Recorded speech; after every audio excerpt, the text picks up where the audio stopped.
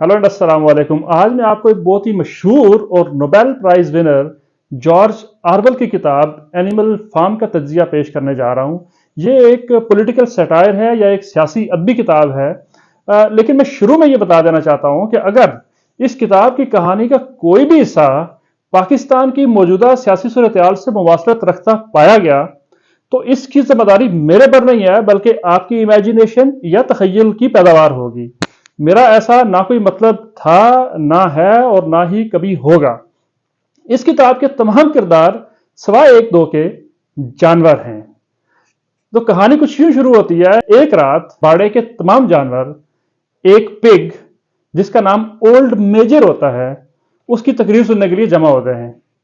तमाम जानवरों को उस तकरीर के लिए बाकायदा बुलाया जाता है और ओल्ड मेजर नामी जो पिग होता है वो बड़ा विजनरी होता है, उसका एक बड़ा विजन होता है, वो बड़ा एक आइडियलिस्ट होता है और वो तमाम जानवरों को अपना एक ख्वाब सुनाता है और वो ये चाहता है कि तमाम जानवर इंसानों के जुल्म सितम से आज़ाद होकर अपनी ज़िंदगी आज़ादी से जिएं। लेकिन उसके 3 दिन बाद ओल्ड मेजर नामी ये पिग वफात पा जाता है। लेकिन तमाम जानवर ओल्ड मेजर के ख्वाब को नजरिया जानवरा या एनिमलिज्म का नाम देते हैं और इसके बाद वो अपने इंसानी मालिक मिस्टर जोन्स के खिलाफ बगावत कर देते हैं। 2 पिग्स इनमें बड़े होशियार होते हैं, एक का नाम है नेपोलियन और दूसरे का नाम है स्नोबॉल, और वो इस बगावत में बड़ा अहम किरदार अदा करते हैं और आखिर पर वो मिस्टर जोन्स को वहां से भागने पर मजबूर कर देते हैं और फौरन ही पिग्स जो निस्बतन ज्यादा ज़हीन होते हैं तमाम जानवरों में, वो फार्म हाउस पर मुकम्मल तौर पर कब्जा कर लेते हैं। और नेपोलियन नामी पिग जो है वो ताकत का भूखा होता है या वो पावर हंग्री होता है। वो न सिर्फ गायों का दूध चुरा कर पी जाता है बल्कि फ्रूट भी चुरा कर न सिर्फ खुद खाता है बल्कि अपने बाकी साथियों को, जो बाकी पिग्स होते हैं, उनको भी देता है। और वो एक और इन्फ्लुएंसर पिग को जिसका नाम है स्क्विलर, उसको भी हायर करता है और उसको भी यह जिम्मेदारी देता है कि बाकी तमाम जानवरों को वो अपने बयानात के जरिए ये बताए कि पिग्स कितने बाउसूल हैं, कितने फर्शनास हैं और इखलाकी तौर पर कितने मजबूत हैं। ताकत के इस खेल में नेपोलियन के मुकाबले में एक और पिग खड़ा हो जाता है और उसका नाम है स्नोबॉल। वो ये चाहता है कि बिजली पैदा करने के लिए जितने भी जानवर हैं वो एक विंड मिल को बनाने में अहम किरदार अदा करें। लेकिन नेपोलियन का ख्याल ये है कि इस तरह की कोई सहूलत जानवरों को देना ये फार्म हाउस के फायदे में नहीं है। जब एक इतवार को वोटिंग होती है तो नेपोलियन अपने खूंखार कुत्तों के जरिए जो स्नोबॉल होता है उसको फार्म हाउस से बेदखल करवा देता है। अब नेपोलियन हर चीज का मुख्तार कुल है और वो बेताज बादशाह है उस फार्म हाउस का। अब जो भी बड़ा बड़ा मसला खड़ा होता है, नेपोलियन उसका डायरेक्ट जिम्मेदार स्नोबॉल को करार दे देता है, जो स्नोबॉल वहां पे है ही नहीं और उसको बेदखल कर दिया गया है। किसी तरह का कोई भी मसला हो तो नेपोलियन अपने स्क्वीलर के जरिए और अपने बाकी प्रोपेगेंडा मशीनरी के जरिए हर एक को यह कहता है कि इसका जिम्मेदार मैं तो नहीं हूं, इसका जिम्मेदार वो पुराने वाला है, वो स्नोबॉल है। सो इस तरह नेपोलियन ने खैर विंड मिल का लॉलीपॉप भी तमाम जानवरों को दिया होता है और इसलिए दिया होता है और उसका हल्का फुल्का काम भी शुरू करवा देता है ताकि उनकी तवज्जो बाकी मसाइल से हटाई जाए। अब नेपोलियन चूंकि मुकम्मल खुद मुख्तार है और एक डिक्टेटर बन गया है तो अपने बाकी पिग जितने भी हैं उनको तो हर सहूलत मुयस्सर करता है, लेकिन आम जानवरों के लिए जो है वो अजाब शुरू हो जाता है और उनकी खुराक में कमी भी शुरू हो जाती है। उनको वो खुराक नहीं दी जाती जिसका पहले उनसे वादा किया गया होता है।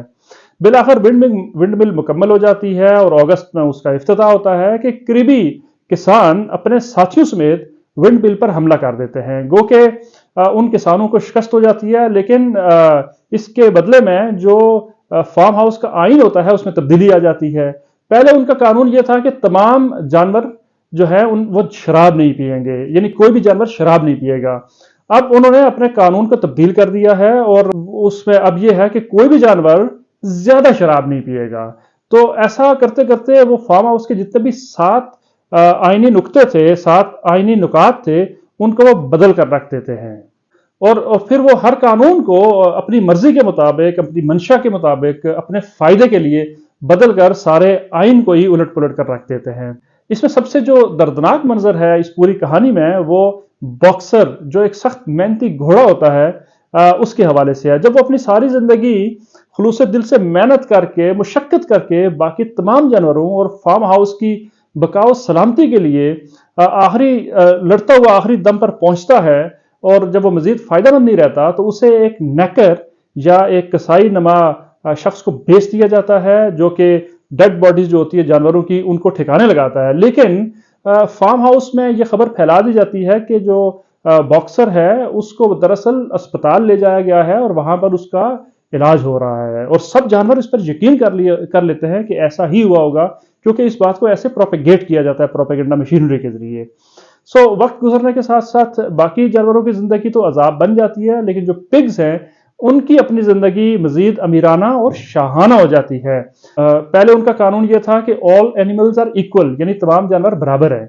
अब उन्होंने एक नया कानून इसमें तब्दीली करके बना दिया है कि all animals are equal but some are more equal, यानी तमाम जानवर बराबर है लेकिन कुछ थोड़े से ज्यादा बराबर है, यानी वो एक अलग अपनी एक क्लास क्रिएट कर लेते हैं। इस कहानी में शुरू में जब बगावत हुई थी तो उस वक्त जितने भी जो जानवर थे उनको ये बताया गया था कि इंसानों से नफरत करनी है, और ये उनके साथ जो कवानीन थे, जो आईनी नुकात थे, उनका एक हिस्सा था।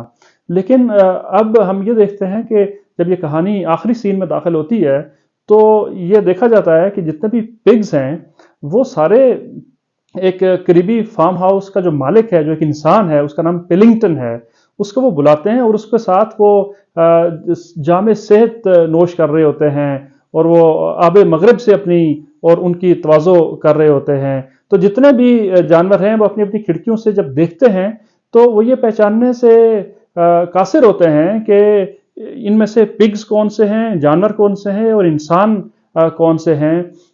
नेपोलियन जो है वो अपने फार्म हाउस का पुराना नाम बहाल कर देता है, और आखिर पर ये डिस्कवर करना मुश्किल हो जाता है कि इंसानों और जानवरों के दरमियान जो जंग शुरू हुई थी, जिस बुनियाद पर जंग शुरू हुई थी, वो पॉइंट अभी भी एग्जिस्ट करता है या नहीं करता, क्योंकि अब इंसान और जानवर आपस में सब बराबर हो गए हैं।